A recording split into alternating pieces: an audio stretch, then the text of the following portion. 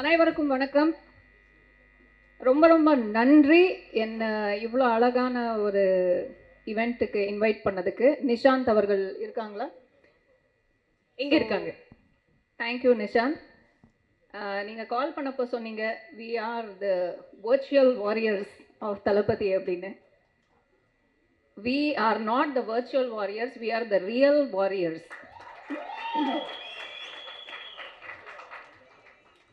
இது என்னப்பா ஈவெண்ட் அப்படின்னு கேட்டேன்.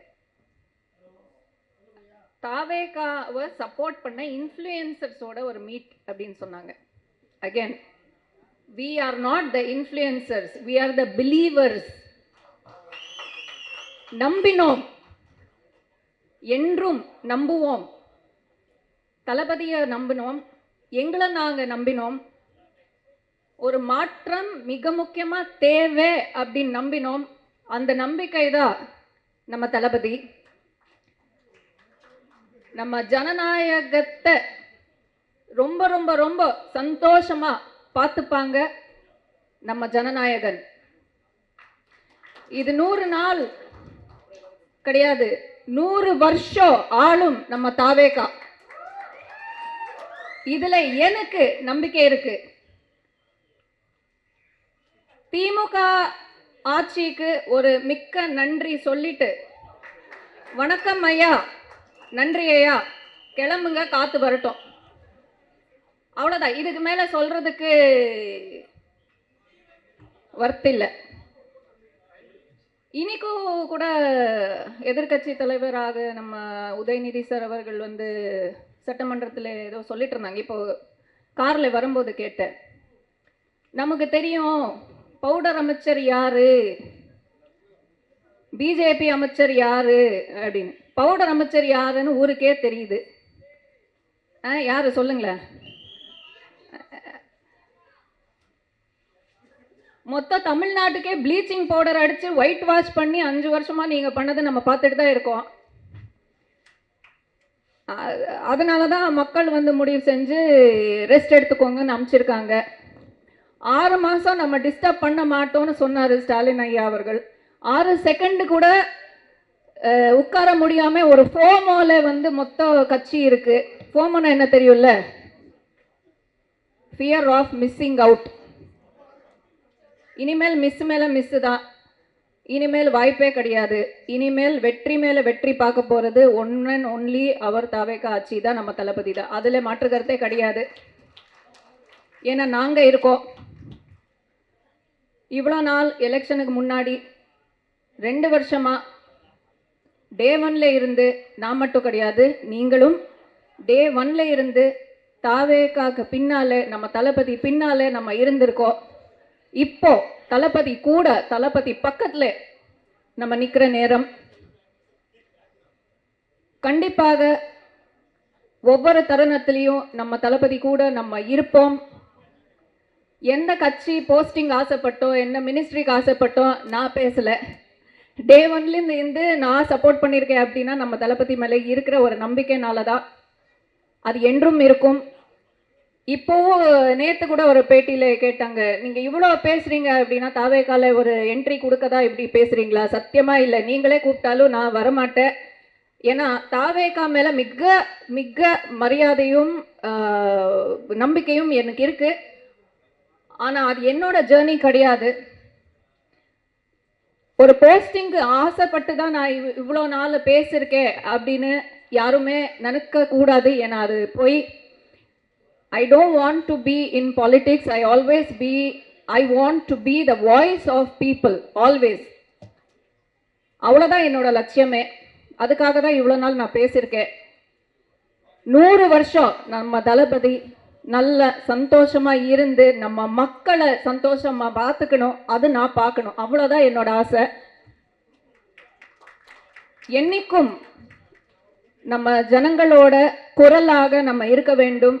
அவங்களுக்கு ஒரு பிரச்சனைனா அது நாங்கள் தட்டி கேட்கணும். அது யாராக இருந்தாலும் சரி. இவ்வளோதான் என்னோட பாலிசி. இது பண்ணாலே போதும். தாவேகா வெற்றி மேலே வெற்றி பார்க்க போகுது. சிஎம் மட்டும் இல்லை, பிஎம் ஆக வர வேண்டும் நம்ம Thalapathy. Every day is a fight.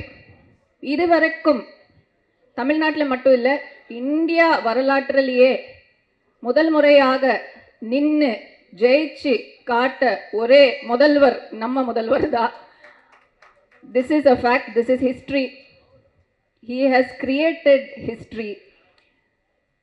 So இப்போ நம்ம பண்ண வேண்டியது to bring Tamil Nadu, to develop Tamil Nadu to the highest levels in every walk of life. அப்போ கான்ஃபிடெண்ட்டாக நம்ம வந்து பிஎம் கேண்டிடேட்டுக்கு நம்ம தளபதியை ரெப்ரசன்ட் பண்ண ஆரம்பிச்சிடலாம். தப்பு கிடையாது, why not? But we have to show it in results. 100 நாள் தானே இருக்கு. ஸோ அதுக்குள்ளே இது பண்ணலையா, அது பண்ணலையா, இது பண்ணியிருக்கணும், அது பண்ணியிருக்கணும்னு சொல்கிறவங்க ஜோக்கர்ஸ் தான். டைம் எடுக்கும். இவ்வளோ வருஷம் நீங்கள் கூத்தடிச்சது நம்ம பார்த்துட்டு தானே இருந்தோம். ஒரு 100 நாள் நீங்கள் வெயிட் பண்ண முடியாதா? மாற்றம் வரும், கண்டிப்பாக மாற்றம் வரும். ஒவ்வொரு இடத்துலையும் ஒவ்வொரு விதத்துலேயும் மாற்றம் வரும், கொண்டு வருவாங்க. டைம் எடுக்கும். ஸோ பொறுமையாக இருந்தும் நம்ம பொறுமையாக இருக்கணும். பொறுமையாக இருந்து நம்ம தாவேக ஆட்சிக்கு, நம்ம முதல்வருக்கு எவ்வளோக்கு எவ்வளோ நம்ம சப்போர்ட் கொடுக்குறோமோ அவ்வளோக்கு அவ்வளோ சீக்கிரமாக நம்ம மாற்றங்கள் பார்க்குறோம். அண்ட் ஒரு விஷயம் நான் இங்கே சொல்லணும். சவுக்க சாரை மீட் பண்ணேன் ஒரு பேட்டியில் ரீசன்ட்லி. ஸோ அங்கே நான் நிறைய விஷயங்கள் கேட்டேன். சவுக்க சார் எனக்கு வந்து ரொம்ப ரொம்ப சப்போர்ட் பண்ணியிருக்காங்க இந்த இன்சிடெண்ட் டைமில். நான் ஒரு வாட்டி அவங்க அம்மாவுக்கு நடந்த ஒரு இன்சிடெண்ட்டுக்கு நான் குரல் கொடுத்துருந்தேன். ஸோ திமுக ஆட்சியில் அவங்களுக்கு நடந்த ஒரு டார்ச்சர், மிக கேவலமான ஒரு விஷயம் நடந்திருக்கு. அவங்க அம்மா வீட்டில் இருக்கும்போது சாக்காடை அப்படி அள்ளி போட்டு டேபிளில் போட்டு எவ்வளோ நொந்திருப்பாங்க அவங்க அம்மா. இப்போ இல்லை அவங்க. ஸோ அப்போ நான் குரல் கொடுத்துருந்தேன். அது அவங்க ஞாபகம் வச்சு இந்த பொண்ணு தான் அன்னைக்கு எனக்கு பேசியிருந்தது அப்படின்னு சொன்னாங்க. அதுக்கெல்லாம் அவ்வளோ நான் நன்றி கடன் பட்டிருக்கேன். ஸோ அப்போது நிறைய விஷயங்கள் நம்ம பேசினோம். ஒரு விஷயம் ஆனால் எனக்கு வந்து மனசில் உட்காரல. அது கரூர் சம்பவத்தை பற்றி நம்ம சிஎம் சார் வந்து, நம்ம விஜய் சார் வந்து டெல்லியில் இருக்கும்போது அந்த இன்வெஸ்டிகேஷன் டைமில் அவர் ஒரு போஸ்ட் போட்டார். சிபிஐக்கு எல்லா எவிடன்ஸு கிடச்சிருச்சு, இனி அவ்வளோதான் அப்படின்னு. எனக்கு அப்படியே மனசு உடைஞ்சு போச்சு. ஏன்னா அன்றும் இன்றும் என்றும் நான் நம்புகிற ஒரு விஷயம், கரூர் சம்பவத்துக்கு நம்ம தளபதி காரணம் கிடையாது கிடையாது கிடையாது. தளபதி மேலே எந்த தப்பும் கிடையாது கிடையாது கிடையாது. நான் கரூர் போயிருக்கேன். நான் அந்த பாதிக்கப்பட்ட குடும்பங்களை மீட் பண்ணியிருக்கேன். அவங்க கூட நான் நின்றுருக்கேன். அந்த வலி வேதனையில் நான் பக்கத்தில் அவங்க கூட இருந்திருக்கேன். வேறு எதுவும் என்னால் பண்ண முடியல, ஆனால் அவங்க கூட நான் இருந்திருக்கேன். ஸோ நான் உறுதியாக சொல்கிறேன், அங்கே இருக்கிற மக்கள், நான் சொல்கிறத விடுங்க, அங்கே இருக்கிற மக்கள் சொல்கிறதே நீங்கள் கேட்டிங்கன்னா உங்களுக்கு புரியும் நான் எதுக்காக இது சொல்கிறேன் அப்படின்னு. இவ்வளோ உண்மைகள் எங்களுக்கு தெரிஞ்சும் எந்த எவிடன்ஸ் பற்றி சார் நீங்கள் சொல்கிறீங்க, என்ன அந்த எவிடன்ஸ் அப்படின்னா அது நான் சொல்ல முடியாது, வெயிட் பண்ணுங்கன்னு சொன்னாங்க. இதெல்லாம் டெலிகாஸ்ட் பண்ணுவாங்களான்னு தெரியல. பிஹைண்ட் வுட்ஸில் நான் பேசியிருக்கேன். பண்ணாங்கன்னா இந்த விஷயம் இருக்கும். ஸோ எந்த எவிடன்ஸும் சிபிஐ சைட்லேருந்து ரிவீல் பண்ணல, எந்த ஒரு கிளாரிட்டியும் சிபிஐ சைட்லேருந்து இல்லை. அப்படி இருந்தும் இந்த மாதிரி ஒரு நரேட்டிவ்ஸ் செட் பண்ணுற, இது ஒரு உதாரணமாக நான் சொல்கிறேங்க, நரேட்டிவ்ஸ் செட் பண்ணுற ஒரு கூட்டமே இருக்குது. ஸோ இதுக்கு முன்னாடி எந்த கட்சிக்கும் இல்லாத ஒரு எதிர்ப்பு தாவேக்காக்கு இருக்குது. இது டெய்லி நீங்கள் சட்டமன்றத்திலே உட்காந்து தான் நீங்கள் உங்களால் பார்க்க முடியும். ஸோ என்னதான் பிரேமலதா மேம் வந்து நம்ம என்னதான் எதிர்கட்சிக்காரங்களாக இருந்தாலும் எதிரிங்கே கிடையாது, நம்ம சிஎம்க்கு நம்ம கூட இருப்போம், நம்ம சிஎம்க்கு ஒரு பிரச்சனைனா நம்ம வந்து கேட்போம் அப்படின்னு சொல்கிறாங்களே தவிர அந்த ரியாலிட்டிலே அது எதுவுமே நடக்கிறது இல்லை அப்படின்றது உங்களுக்கும் தெரியும். ஸோ எம்பி மீட்டிங் கூப்பிட்டா திமுக எம்பிஸ் அதிமுக எம்பிஸ் வர்றதில்லை, பாய்காட் பண்ணுறாங்க. சிட்டிங் சிஎம் மீட்டிங் கூப்பிட்டா அவங்க வரணுன்ற கூட அவங்களுக்கு அந்த ஒரு மதிப்பு, அந்த ரெஸ்பான்சிபிலிட்டி இல்லை. ஸோ மக்கள் மேலே இருக்கிற அக்கறையை விட அவங்களுக்கு எதிர்ப்பு தெரிய வைக்கிறது தான் பெரிய விஷயமா பார்க்குறாங்க. இது வாஸ்தவம், இதுதான் நடந்துட்டுருக்கு. So we have to beat all the opposition not with words, with actions. பண்ணுவாங்க, நம்ம விஜய் சார் கண்டிப்பாக பண்ணுவாங்க. சைலண்ட்டாக இருப்பாங்க. பண்ண வேண்டிய நேரத்தில் பண்ணுவாங்க, பேச வேண்டிய நேரத்தில் கரெக்டாக பேசுவாங்க. ஸோ இந்த நம்பிக்கையை என்றைக்கும் நம்ம விட்டுறக்கூடாது, நம்ம ஜனங்களை என்றைக்கும் விட்டுறக்கூடாது. Let's always be the voice of people. Let's always wish Thalapathy more victories till the national level. அடுத்த வாட்டி இந்த ஃபங்க்ஷனில் PM ஜோசப் விஜய் சார் அவர்களோட 100 டே செலிப்ரேஷனில் நம்ம சந்திப்போம். என்ன சொல்றீங்க? வெற்றி நமதே. பை த வே, ராகுல் காந்தி அவர்கள் வந்து ரொம்ப சூப்பராக பேசினாங்க. அவங்க ராகுல் காந்தி அப்படின்னு சொன்னப்போ நான் வந்து என்ன ராகுல் காந்தி வந்துட்டாரா அப்படின்னு பார்த்தேன். சார் ஒரு நாள் உங்களை மாதிரி நான் பேச கற்றுக்கணும் சார், கற்றுக் கொடுங்க சார். அண்ட் இங்கே வந்திருக்கிற லோயலா மணி சார், ரவுத்ரர் இப்ராஹிம் சார் அவர்களுக்கும், ராஜ்மோகன் சார் வந்தாரா தெரியல, நான் பார்க்கல.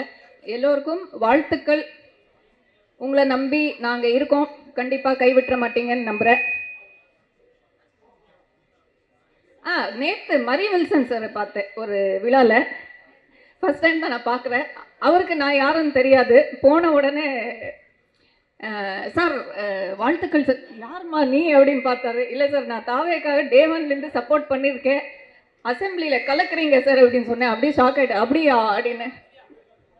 ஸோ அவங்களோட ரீசன்ட்லி ஒரு ஸ்பீச்னால கொஞ்சம் நிறைய டிபேட்ஸ் போச்சு. அதுக்கு உடனே அவங்க மன்னிப்பு கேட்டாங்க. பட் அங்கே நம்ம பார்க்க வேண்டிய விஷயம் என்னன்னா, யார் எப்படி பேசுகிறாங்கன்றது இங்கே மேட்டர் கிடையாது. அவங்களுடைய ஆக்ஷன்ஸ் பாருங்க, அவங்க என்ன பேசுகிறாங்கன்றது பாருங்க. ஸோ சட்டமன்றத்தில் உட்கார்ந்தா தப்பு, நின்னா தப்பு அப்படின்னா எந்த விஷயமும் நடக்கிறதில்ல, நடக்க போகிறதில்ல. மக்கள் பிரச்சனையாக பேசுங்க அப்படின்னு மக்கள் வந்து காத்திருந்து பார்த்துட்ருக்காங்க. இவ்வளோ நாள் எந்த படம் FDFS போகலான்னு பார்த்த மக்கள் வந்து சட்டமன்றத்தில் எப்போ என்ன பேச போகிறாங்கன்றது அவ்வளோ ஆவலாக பார்க்குறாங்க. ஸோ தளபதி படம் நடித்தா நம்ம தியேட்டர் பக்கம் போவோம், தளபதி CM ஆனதுக்கப்புறம் நம்ம அசம்பிளி பக்கம் போவோம், அவ்வளோதான் விஷயமே. ஸோ எதிர்கட்சிக்காரங்களுக்கு ஒரு அட்வைஸ் தான், please focus on the big issues, not the ஜுஜுபி இஷ்யூஸ் வேர் இவங்க இங்கிலீஷில் பேசினாங்க, இவங்க சரியாக பேசல அப்படின்றதெல்லாம் ஒரு பிரச்சனையே கிடையாது. விஷயத்தை கவனிங்க, மக்களுக்கு ஏதாவது செய்யுங்க, அவ்வளோதான். இது அப்போசிஷன்ஸ் எல்லாருக்குமே நான் சொல்கிற விஷயம். தேங்க்யூ.